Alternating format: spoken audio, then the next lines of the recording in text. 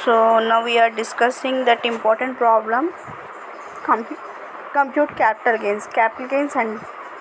gains computation problematicగా చూద్దాం మనం. ఓకేనా?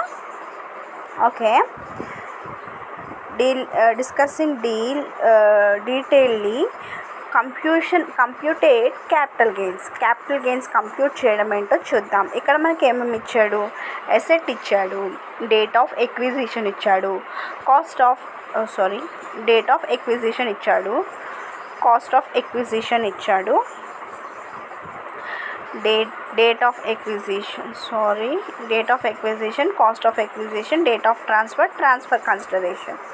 మనకి ఇన్ని ఇచ్చాడు. మనం ఆల్రెడీ కన్సిడరేషన్స్ గురించి, ట్రాన్స్ఫర్ కన్సిడరేషన్స్ గురించి, డీమ్డ్ కన్సిడరేషన్, డీమ్డ్ ట్రాన్స్ఫర్ వీటి గురించి క్లియర్గా డిస్కస్ చేసుకున్నాం ప్రీవియస్ థియరటికల్గా. ఇప్పుడు ప్రాబ్లమేటిక్గా చూడబోతున్నమాట. సో ఫస్ట్ ఏమి ఇచ్చాడంటే ఓపెన్ ప్లాట్ అని చెప్పి మనకి డేట్ ఆఫ్ ఎక్విజిషన్ 1/7/2000. ఇక్కడ డేట్స్ చూడండి, మనకి డేట్స్ అనేవి చాలా ఇంపార్టెంట్ రోల్ ప్లే చేస్తాయి.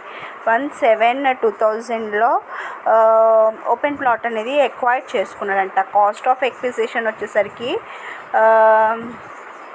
80,000, ఫెయిర్ మార్కెట్ వాల్యూ ఏమో 1,20,000 అండి.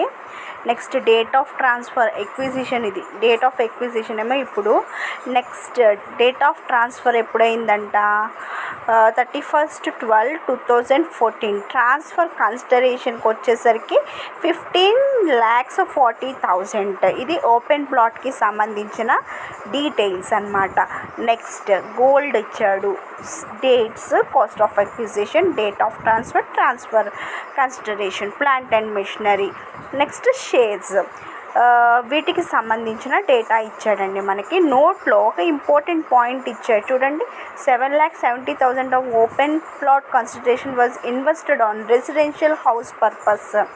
సో 7,70,000 అమౌంట్ అనేది రెసిడెన్షియల్ పర్పస్ కోసం యూజ్ చేశానని చెప్పాడనమాట. నెక్స్ట్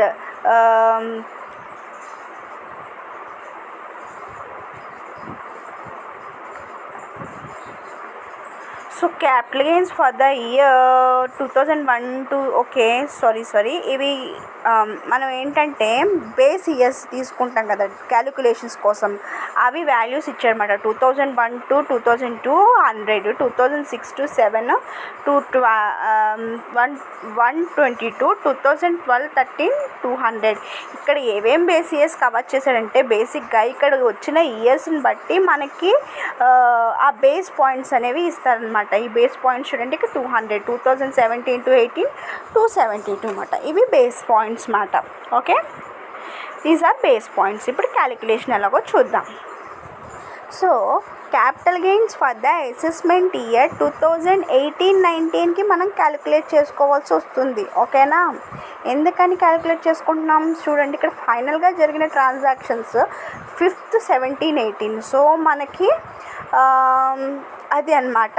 సో ఇక్కడ అసెస్మెంట్ మనకి బేస్ పాయింట్స్ నోట్ ప్రకారం ఇక్కడ ఏంటంటే 2017-18 బేస్ పాయింట్స్ ఇచ్చాడు. అది ప్రీవియస్ ఇయర్ కింద కన్సిడర్ చేస్తాం. ఇప్పుడు current year capital gains calculate చేస్తున్నాం కాబట్టి 2018-19 అని అసెస్మెంట్ ఇయర్ కింద రాసుకుంటాం. ప్రీవియస్ ఇయర్ ఏమో 2017-18 ఏమో ప్రీవియస్ ఇయర్ కింద మనం తీసుకుంటాం అన్నమాట.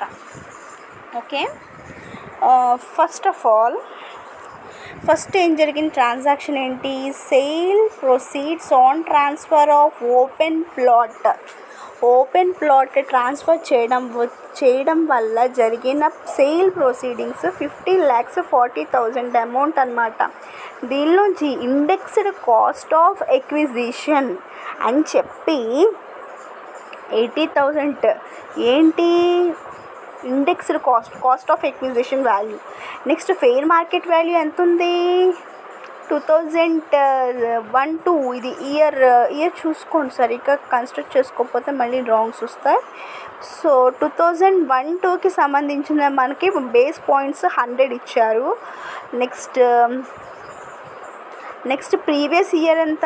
2000, దీనికి 2018-19 ప్రీవియస్ ఇయర్, 2017-18 ప్రీవియస్ ఇయర్ అవుతుందన్నమాట. ఈ ప్రీవియస్ ఇయర్ అమౌంట్ పైన వేసుకుంటాము. క్యాలిక్యులేషన్ ఆల్రెడీ ప్రీవియస్ క్వశ్చన్లో డిస్కస్ చేసుకుందాం మనం. ఓకేనా? ఎలా క్యాలిక్యులేట్ చూడు.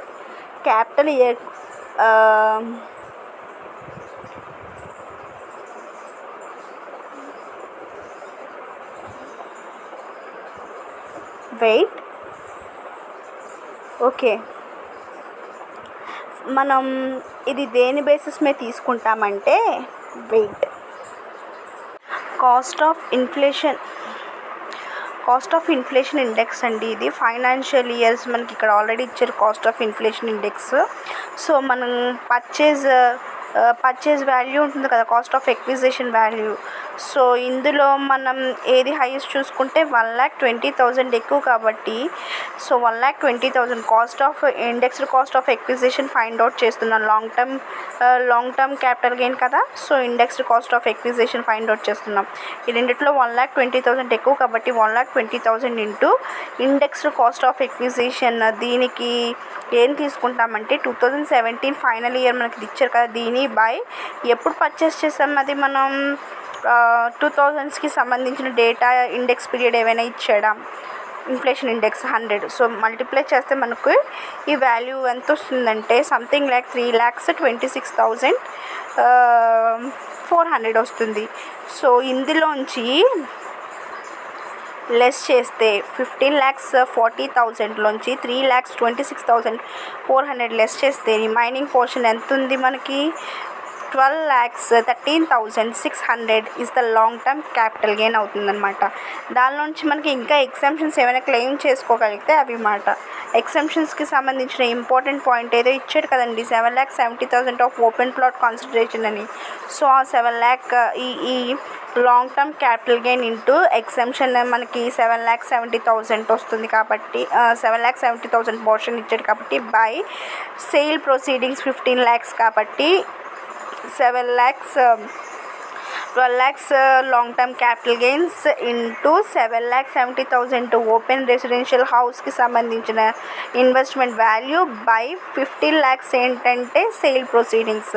ఫైనల్గా క్యాలిక్యులేట్ చేసిన వాల్యూ మనకి 6,06,800 వాల్యూ వస్తుంది.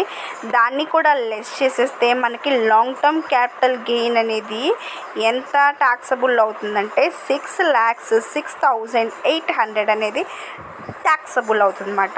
This is about transfer of open ప్లాట్కి సంబంధించిన ట్రాన్స్ఫర్ అనమాట. Next sale proceed as on transfer of గోల్డ్కి సంబంధించిన మనకి టాక్సబుల్ పోర్షన్ ఏంటో చూద్దాం. సేల్ ప్రొసీడింగ్స్కి సంబంధించి ఎంత ఇచ్చాడు, 12,20,000 ఇచ్చాడు మనకి. సో 12,20,000 వేసేసుకుంటాం. Less indexed cost of acquisition అని చెప్పి మళ్ళీ క్యాలిక్యులేట్ చేస్తాం అన్నమాట. ఎలా క్యాలిక్యులేట్ చేస్తారో చూద్దాం. So indexed cost of acquisition అని చెప్పేసి మనకి ఆల్రెడీ చూడండి, గోల్డ్కి సంబంధించి కాస్ట్ ఆఫ్ ఎక్విజిషన్ ఎంత ఇచ్చాడు, 1,20,000 ఇచ్చాడు అనమాట. సో 1,20,000 వేసుకొని మనకి బేస్ పీరియడ్ ఎంత ఇచ్చాడు, 2,72 ఇచ్చాడు కదా ప్రీవియస్ ఇయర్ పీరియడ్, అది వేసుకుంటాం by cost of inflation index by ఏ పీరియడ్ సంబంధించిందండి, 2006కి సంబంధించి. 2006-07కి 122 కదా, దాన్ని కింద వేసుకుంటాం అన్నమాట. 1,20,000 ఇంటూ 272/122 చేస్తే 2,64,540 వస్తుందన్నమాట మనకి. వచ్చిందా, వచ్చింది కదా. సో దానిలోంచి 12,20,000లోంచి 2,64,540 తీసేస్తే రిమైనింగ్ పోర్షన్ ఎంత వచ్చింది, 9,52,000 వచ్చింది. 9,52,000. సో మనం మొత్తం ట్యాక్సబుల్ ఇన్కమ్ క్యాలిక్యులేట్ చేస్తాం కాబట్టి ఓపెన్ ప్లాట్లోంచి 6,06,800, long term capital gains and గోల్డ్లో 9,52,460, మొత్తం కలిపేగా వచ్చింది 5,59,260 మాట. ఇది taxable long term capital gains. ఇవి లాంగ్ టర్మ్స్ కాబట్టి. ఎందుకు లాంగ్ టర్మ్ అన్నాము, పీరియడ్స్ ఆల్రెడీ మనం డిస్కస్ చేసుకున్నాం కదండి, ఆ పీరియడ్స్ ప్రకారం ఇది లాంగ్ టర్మ్ క్యాపిటల్ గెయిన్ అవుతుంది. గోల్డ్ కానీ, ప్లాంట్ అండ్ మెషినరీ కానీ, ఓపెన్ ప్లాట్ కానీ, ఇవన్నీ కూడా లాంగ్ టర్మ్ క్యాపిటల్ గెయిన్సే అవుతాయి. Next sale proceedings plant and machinery దీనికి సంబంధించి చూద్దాం. షార్ట్ టర్మ్ లాస్ అన్నాడు. ఎందుకు షార్ట్ టర్మ్ లాస్ అయిందో చూడండి. 2000 సో మనకి 2012 return over value 3,50,000 to 7,50,000. Next transfer వచ్చేసరికి 3 lakhs ఇచ్చాడు ఇక్కడ.